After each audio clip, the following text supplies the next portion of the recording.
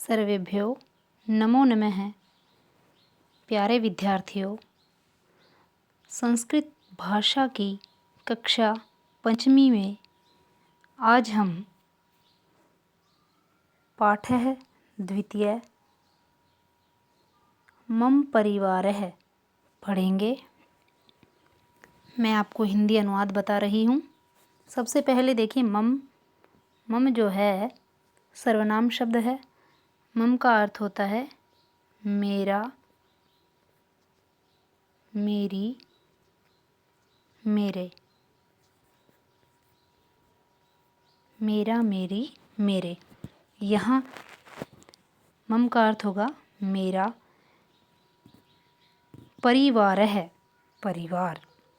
यहाँ निशा और मधुर है, दो बालक हैं जो आपस में वार्तालाप कर रहे हैं। वार्तालाप का अर्थ होता है बातचीत। इनके पास एक चित्र है, देखते हैं। देखिए, यहाँ परिवार जो शब्द है, आपको मैंने इससे पीछे वाले वीडियो में एकारांत शब्द करवाए हैं। ए जिन शब्दों के अंत में आता है। अब आप परिवार को देखेंगे तो परिवार ए की आवाज़ आ रही है अंत में, रे में ए है और विसर्ग आ गए, परिवार है। तो परिवार शब्द का जब हम शब्द रूप बनाएंगे तो बालकः, बालकौ, बालकः इसी तरह से चलेगा। परिवारः, परिवारौ, परिवारः। ये एकारांत पुल्लिंग शब्द है। देखिए, पाठ की तरफ चलते हैं। प्रथम पंक्ति में निशा कह रही है कि मधुर, मधुर और मधुर के अंत में विस्मयादि बोधक चिन्ह लगा हुआ है। आप देखेंगे विस्मयादि बोधक चिन्ह हमने शब्द रूप में संबोधन में लगाया। संबोधन जहाँ है 8वें नंबर पे, वहाँ संबोधन में है विस्मयादि बोधक चिन्ह। अब यहाँ देखेंगे मधुर जो है उसके पीछे विस्मयादि बोधक चिन्ह लगा हुआ है। इसका मतलब है कि निशा मधुर को ही बोल रही है, उसको संबोधन कर रही है। तो इसलिए यहाँ मधुर के पीछे विस्मयादि बोधक चिन्ह लगा हुआ है। निशा कहती है मधुर अत्र। अत्र का अर्थ होता है यहाँ। आगच्छ, आओ। मधुर यहाँ आओ। पश्य, देखो। इदम, यह। चित्रम, तस्वीर।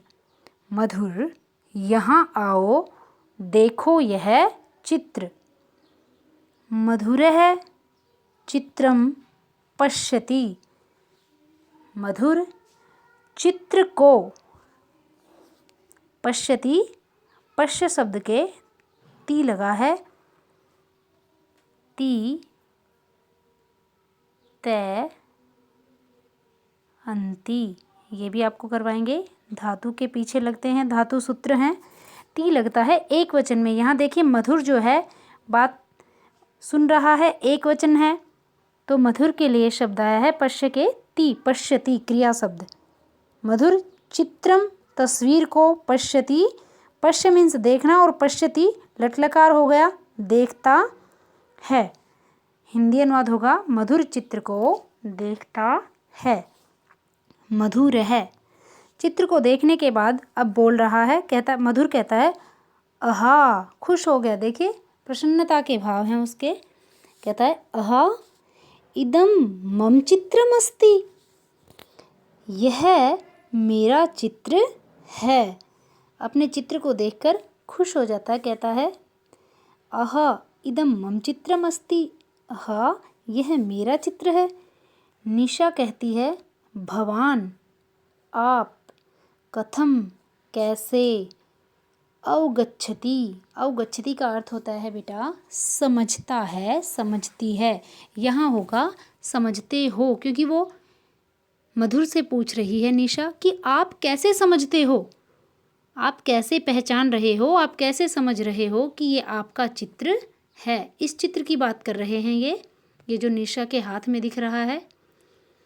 अब देखिए, मधुर कहता है अब मधुर निशा को बता रहा है कि पश्यतु, पश्यतु का अर्थ होता है देखो, लोट लकार है यहाँ धातु में। पश्यतु कहता है देखो। एषः, आपको सर्वनाम शब्द समझाए थे मैंने, एक उसमें टेबल में एक सारणी दी हुई थी, सह तौ ते और एषः एतौ एते पुल्लिंग शब्दों के लिए प्रयोग होता है कि एषः का अर्थ होता है यह, अहम, मैं, खुद के लिए बता रहा है मधुर, इसलिए अहम शब्द का प्रयोग क्या कहता है, एषः अहम, यह मैं हूँ, देखो यह मैं हूँ। निशा कहती है उसके बाद एषः कै। अब चित्र में, क्योंकि चित्र में यहाँ देखिए 5 लोग हैं तो निशा बारी बारी सबके बारे में इससे पूछेगी। निशा कहती है एषः कै, यह कौन है, दोनों ही शब्द पुल्लिंग है। एषः अ की आवाज़ आ रही है, कह में भी ए की आवाज़ आ रही है, तो क्या है ये पुल्लिंग शब्द कि किसी ना किसी पुरुष के बारे में पूछ रही है चित्र में कि यह कौन है। तो मधुर कहता है एषः मम पिता, यह मेरे पिता हैं। अब पिता पुल्लिंग होते हैं तो इसलिए यहाँ पिता के लिए एषः शब्द आया है और कौन के लिए कह। अगर यहाँ आगे चलेंगे, जब माता की देखिए अगली पंक्ति देखिए, निशा, निशा फिर से कहती है एषा का। आपको मैंने लिंग जब समझाए थे तो आपको समझाया था पुल्लिंग, स्त्रीलिंग और नपुंसकलिंग। पुल्लिंग की पहचान क्या थी, शब्द के अंत में ए की आवाज़, स्त्रीलिंग की शब्द के अंत में आ की आवाज़, और नपुंसकलिंग मैं हलंत।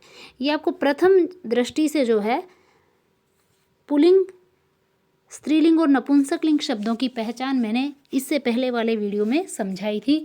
तो यहाँ हम देखेंगे एषा जो है उसके पीछे आ, एषा और का में भी प्रश्न निर्माण किया है, का, एषा का, दोनों शब्द आकारांत है, इसलिए कहता है एषा मम माता, माता, यहाँ भी आकारांत शब्द है, पहचान कीजिए।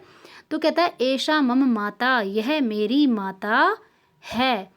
निशा कहती है एषः कै, यह कौन है। अब फिर से किसी पुरुष की बात आई है, क्योंकि एषः कै, फिर से अंत में ए की आवाज़ आई है, कहती है एषः कै, यह कौन है। मधुर कहता है एषः मम अनुजः, अनुज कहते हैं छोटा भाई, ठीक है। एषः मम अनुजः, यह मेरा छोटा भाई है। उसके बाद देखिए निशा कहती है आगे एषः कै, यह कौन है। मधुर कहता है एषः मम ज्येष्ठः भ्राता, यह मेरा ज्येष्ठ होता है बड़ा और अनुज छोटा भाई। एषः मम ज्येष्ठः भ्राता, मम का अर्थ मेरा, मेरी, मेरे, तो यहाँ आएगा मेरा। एषः मम ज्येष्ठः भ्राता, यह मेरे, यह मेरे बड़े भ्राता भाई हैं। उसके बाद निशा कहती है मधुर है, फिर से मधुर को बोल रही है, कहती है मधुर अधुना, अधुना का अर्थ होता है अब, अवगच्छामि, समझती हूँ। कहती है निशा कहती है मधुर, हे मधुर, अधुना अवगच्छामि, अब समझती हूँ। एषः तव पिता, तव का अर्थ होता है बेटा तुम्हारा, तुम्हारी, तुम्हारे, मम मेरा, मेरी, मेरे, और तव तुम्हारा, तुम्हारी, तुम्हारे। अधुना अवगच्छामि, अब समझती हूँ। एषः तव पिता, यह तुम्हारे पिता। एषा तव माता, यह तुम्हारी माता। एषः तव अनुजः, यह तुम्हारा छोटा भाई। एषः ज्येष्ठः भ्राता, यह बड़ा भाई है। एक बार फिर से हिंदी अनुवाद देख लीजिए। निशा, मधुर अत्र आगच्छ पश्य इदं चित्रम, मधुर यहाँ आओ देखो यह चित्र। मधुरः चित्रम पश्यति, मधुर चित्र को देखता है। मधुरः अहा इदं मम चित्रम अस्ति, अहा यह मेरा चित्र है। निशा, भवान कथम अवगच्छति, आप कैसे समझते हो। भवान का अर्थ होता है आप पुरुष के लिए, और स्त्री के लिए जब हम आप कहेंगे तो भवती शब्द का प्रयोग करेंगे।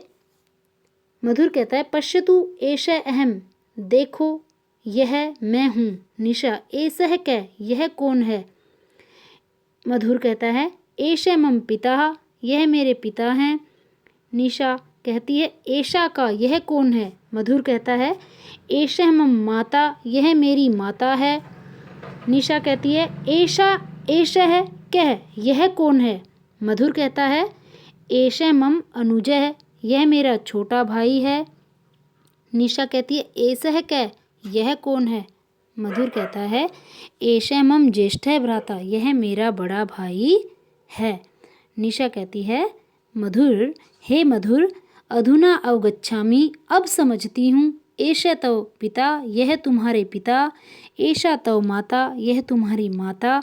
एषः तव अनुजः, यह तुम्हारा छोटा भाई। एषः ज्येष्ठः भ्राता, यह बड़ा भाई है। धन्यवाद है। यदि आपको वीडियो पसंद आता है तो देखने के बाद लाइक ज़रूर करें, जिससे